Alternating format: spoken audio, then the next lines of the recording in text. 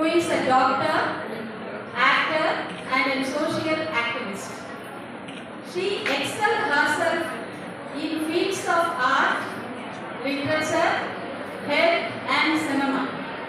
Now she is here today as the chief guest to deliver a fabulous speech among us.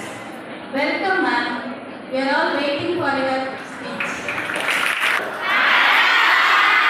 ஒரு வாரம் மாணவர்கள்லாம் பார்த்து ஒரே இன்டர்நெட்ல சோஷியல் மீடியாவிலாம் உங்க ஆன்லைன்ல தான் பயங்கர பரபரப்பான நியூஸா இருக்குது. நிறைய வீடியோஸ்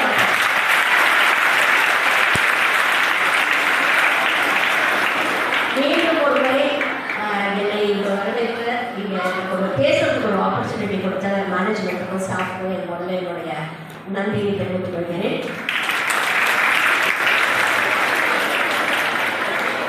சரி, எனக்கு உங்ககிட்ட வந்து 2-3 கேள்வி கேட்கணும்.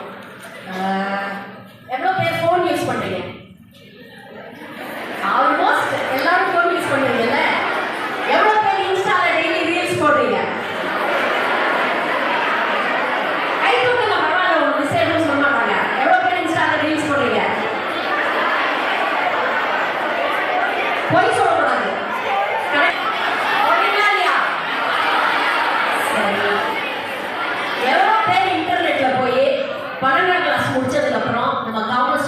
என்னென்ன ஆப்பர்ச்சுனிட்டிஸ் இருக்கு, என்னென்ன நம்ம லைஃப்ல செய்யலாம் அப்படின்னு எவ்வளோ பேர் கூகுள் சர்ச் பண்ணிருக்கீங்க? அப்போ நான் உங்களுக்கு அட்வைஸ் பண்ண வேண்டியதெல்லாம் இல்லவே இல்லை. நீங்களாம் ரொம்ப தெளிவாக இருக்கீங்க, ரொம்ப சந்தோஷமா இருக்கு, ரொம்ப பெருமைப்படும். அதுவும் குறிப்பா தமிழ்நாடு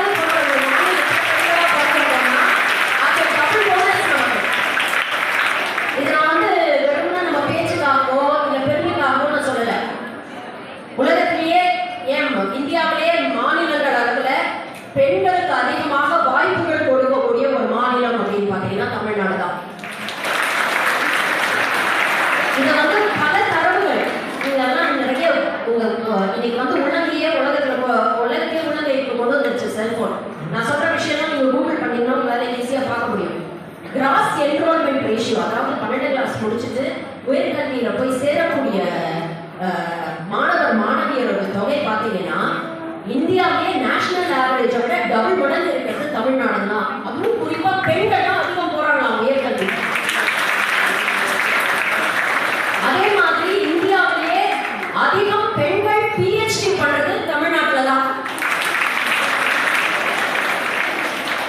அதே மாதிரி இந்தியாவிலேயே பெண்கள் அதிகமா வேலைக்கு போறதும் தமிழ்நாட்டில் தான்.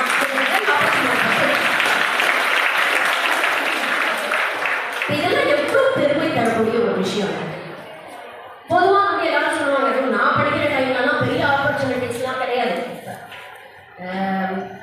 10th போகிறோம், 9th முடிச்சு 10th முடிச்சுட்டு 11th போகிறோம்னா 3 குரூப் தான். ஒன்று மேத்ஸ் வித் சயின்ஸு, இல்லைன்னா பியூர் சயின்ஸு, இல்லைன்னா காமர்ஸ் அண்ட் அக்கௌண்டன்சி தான். அப்போ பொதுவாக என்ன ஒரு மாயை இருக்கும் அப்படின்னு பார்த்தீங்கன்னா, இந்த அறிவாளி பசங்கள்லாம் எப்பவுமே சயின்ஸ் தான் படிப்பாங்க, அறிவாளி பசங்கள்லாம் வந்து மேத்ஸ் தான் படிப்பாங்க, இந்த மக்கு பிள்ளைங்கலாம் காமர்ஸ் படிக்கணும் அப்படின்னு சொல்லுவாங்க. ஆனால் உண்மையில பார்த்தீங்கன்னா காமர்ஸ் படிக்கணும் அதிகமாக அறிவு தேவை. ஏன்னா நிறைய விஷயங்கள் காமர்ஸ்ல, எனக்கு முதல்ல காமர்ஸ்னா என்னன்னே தெரியாது.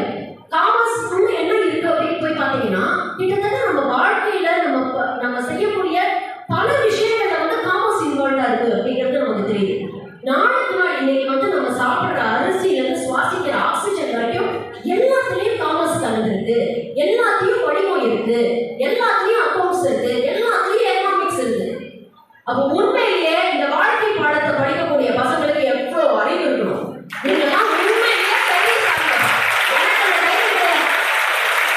எனக்கு படித்து சுற்று வராது அப்படின்னா சயின்ஸ் எடுத்துட்டு நான் வச்சுக்கிட்டேன். ஃபோனை வச்சுக்கிட்டு இன்னைக்கு அவங்க என்ன லவ் பண்றாங்க காமர்ஸ்ல இதெல்லாம் பார்க்கும்போது உண்மையிலேயே வியப்பா இருக்கு. உங்களுக்கு எவ்வளோ ஆப்பர்ச்சுனிட்டிஸ் காத்துக்கிட்டு இருக்கு. பிஸ்னஸாக இருக்கட்டும், பொலிட்டிக்கல் அரேனாவாக இருக்கட்டும். இன்னைக்கு பார்த்தீங்கன்னா நாட்டுடைய நிதியமைச்சர் ஒரு பெண். அவங்களுடைய பாலிசிஸ்ல நமக்கு ஒரு ஏற்பு இல்லாம இருக்கலாம், அது வேற கதை, அது அரசியல், அது இப்போ உங்களுக்கு தேவை இல்லை. ஆனா இன்னைக்கு நிதியமைச்சரா ஒரு பெண் உட்கார்ந்து இருக்கிறாங்க. இன்னைக்கு நாட்டுடைய முக்கியமான பாலிசிஸ்ல டிசிஷன் மேக்கரா அவங்க உட்கார்ந்து இருக்கிறாங்க. அது நமக்கு பெருமைப்பட வேண்டிய விஷயம் தானே. பாலிடிக்ஸ் அப்படின்னாலே என்னமோ இது அது ஒரு தீண்டத்தகாத ஒரு விஷயம், அது தேவையில்லாத விஷயம் அப்படின்னு நினைக்கிறாங்க. பாலிடிக்ஸ்னா என்ன? Policy making. இன்னைக்கு நாட்டில் இருக்கக்கூடிய எல்லா மக்களும் நல்லா நிம்மதியா சந்தோஷமா ஆரோக்கியமா ஒரு நல்ல வாழ்வாதாரத்தோட நல்லா வசதியா இருக்கணும், அடுத்த கட்டத்துக்கு போகணும்னா அதுக்கு அந்த பாலிசி மேக்கிங் தேவை.